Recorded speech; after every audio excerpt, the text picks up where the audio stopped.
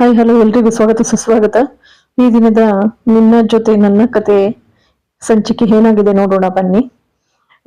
ಇತ್ತ ಎಲ್ರೂ ಕೂಡ ಸಂಭ್ರಮದಲ್ಲಿರ್ತಾರೆ. ಸತ್ಯನಾರಾಯಣ ಸ್ವಾಮಿಯ ಪೂಜೆ ಆಗಿರುತ್ತೆ.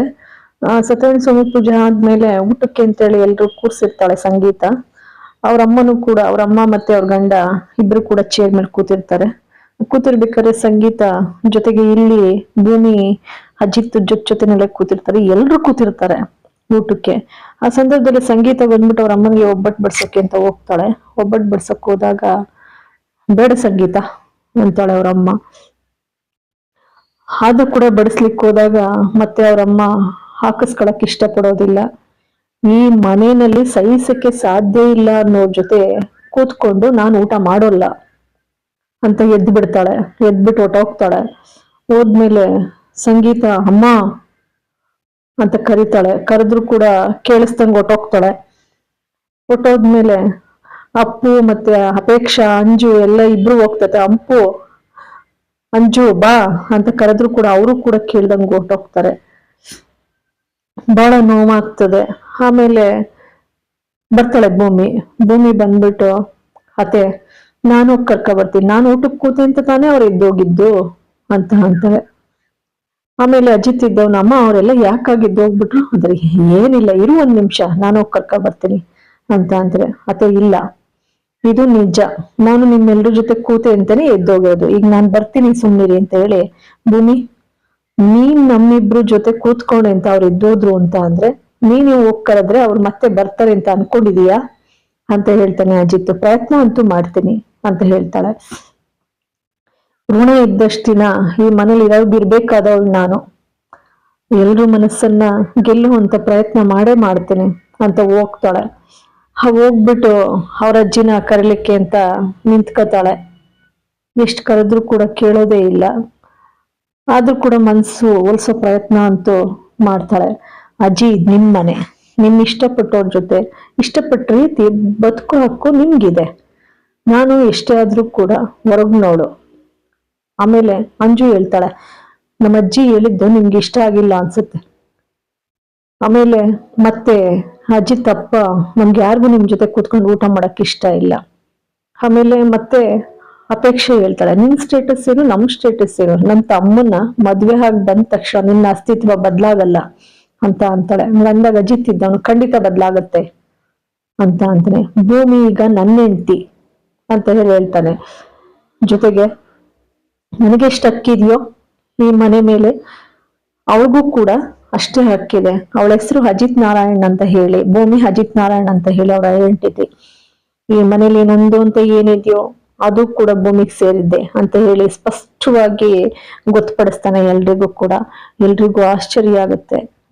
ಏನ್ ಈಗ ಹೇಳ್ತಿದ್ದಾನಲ್ಲ ಅಂತೇಳಿ. ಇರ್ಬಹುದು, ಆದ್ರೆ ನಿನಗ್ ಸೇರಿದವ್ರು ಎಲ್ರು ಇವ್ರಿಗೂ ಸೇರ್ಬೇಕು ಅನ್ನೋದೇನ್ ಇಲ್ವಲ್ಲ ಅಂತೇಳ ಅವ್ರ ಮಾವ ಅಂತಾನೆ. ಇವ್ಳು ಯಾವತ್ತಿದ್ರು ಮನೆ ಹೊರಗ್ನವಳೆ, ನೀನನ್ ಪಡ್ಕೊಳ್ಳೋ ಆತ್ರದಲ್ಲಿ ನಮ್ಮೆಲ್ರೂ ವಿಶ್ವಾಸನು ಕಳ್ಕೊಂಡಂತ ನತದೃಷ್ಟ ಇವಳು ಅಂತ ಅಂತಾಳೆ ಅಂತಾನೆ ಇವನು ಸೋದ್ರ ಮಾವ.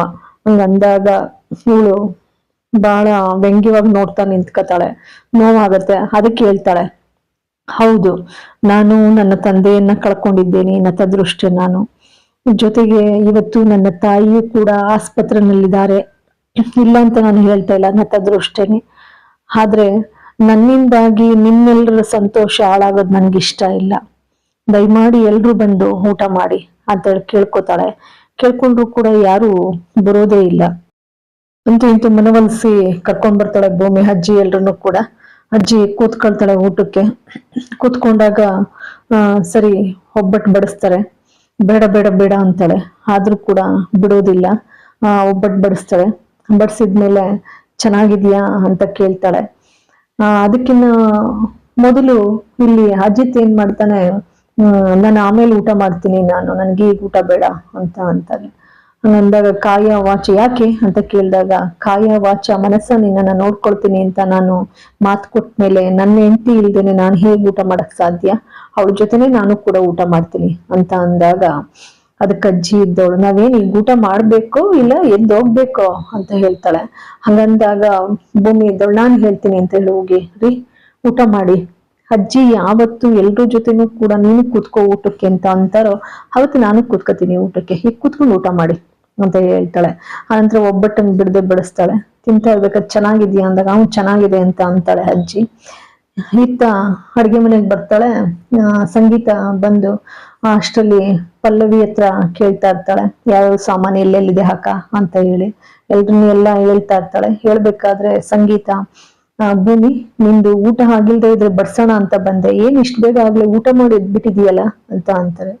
ಅದಕ್ಕೆ ಅವಳಿದ್ದೋಳು ಪಲ್ಲವಿ, ಅಕ್ಕ ನಮ್ ಕಡೆ ಒಂದ್ ಮಾತಿದೆ, ಗಂಡನ ಮನೆಯಲ್ಲಿ ಊಟ ಮಾಡುದು ಇಲ್ವೋ ಅನ್ನೋದು ಕೂಡ ಗೊತ್ತಾಗ್ಬಾರ್ದು, ಅಷ್ಟು ಬೇಗ ಬೇಗ ಊಟ ಮಾಡ್ಬೇಕು, ಯಾಕೆಂದ್ರೆ ಅವ್ರ ಮುಂದೆ ಊಟ ಮಾಡ್ತಾ ಇದ್ರೆ ಏನಪ್ಪ ಇಷ್ಟೊಂದು ಊಟ ಮಾಡ್ತಾಳೆ ಅಂತ ಅಂದ್ಕೊಳ್ತಾರೆ ಅಂತ ಹೇಳಿ ಅನ್ನೋರು. ಹಾಗೇನಾದ್ರು ಇವ್ರ ಮನೇಲೂ ಕೂಡ ಆತರ ಹೇಳ್ಕೊಟ್ಟಿರ್ಬೇಕು ಅಂತ ಅಂತಾರೆ. ಹಾಗೇನಿಲ್ಲ ಭೂಮಿ, ಹಾಗೆಲ್ಲ ಅನ್ಕೋಬೇಡ ಅಂತ ಹೇಳಿ ಅಂತಾರೆ ಸಂಗೀತ. ಆನಂತರ ಆಮೇಲೆ ಇವತ್ತು ನಿನ್ನ ಫಸ್ಟ್ ನೈಟ್ ಮಾಡ್ಬಿಡ್ತೀವಿ ಅಂತ ಹೇಳಿ ಅಂತಾರೆ.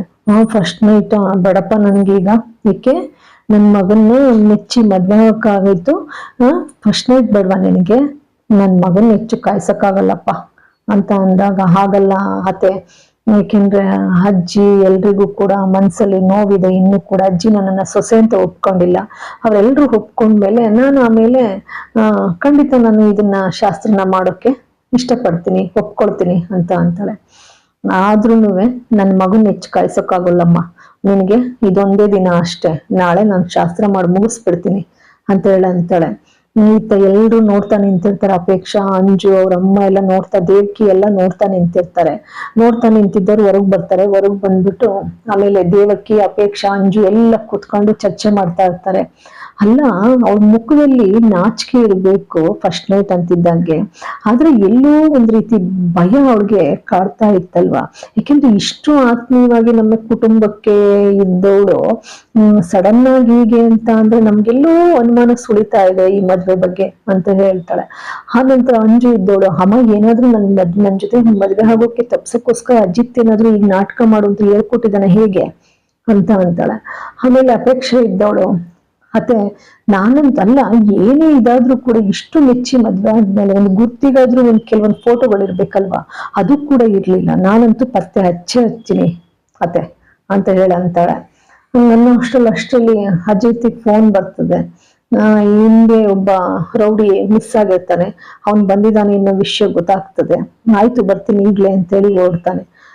ಆಗ ಅವ್ರ ಅಪ್ಪ ಇದ್ದವನು, ಎಲ್ಲಿಗೆ ಅಜಿತ್ ಇಷ್ಟೊತ್ನಲ್ಲಿ ಅಂತ ಅಂದಾಗ, ಅಪ್ಪ ಈಗೀಗ ರೌಡಿ ಸಿಕ್ಕಿದ್ದಾನೆ, ಅವನನ್ನ ಸೆರೆ ಹಿಡಿಲಿಕ್ಕೆ ಅಂತೇಳಿ ಹೋಗ್ತಾ ಇದ್ದೇನೆ ಅಂತೇಳಿ ಹೋಗ್ತಾನೆ. ಹೋಗ್ಬಿಟ್ಟು ಅಲ್ಲಿ ತಲುಪ್ತಾನೆ. ಅಲ್ಲಿಗೆ ಇವತ್ತಿನ ಸಂಚಿಕೆ ಮುಕ್ತಾಯವಾಗ್ತದೆ. ನಿಮ್ಮೆಲ್ಲರ ಆಶೀರ್ವಾದ ನನಗೆ ಬಹಳಷ್ಟು ಮುಖ್ಯ. ಸಬ್ಸ್ಕ್ರೈಬ್ ಮಾಡಿ, ಶೇರ್ ಮಾಡಿ, ಲೈಕ್ ಕೊಡಿ. Thanks for watching. ನೋಡಿ, ಮತ್ತೊಮ್ಮೆ ಮಗದೊಮ್ಮೆ ಎಲ್ಲರೂ ಕೂಡ ನೋಡಿ. ಅನಂತ ಧನ್ಯವಾದಗಳು.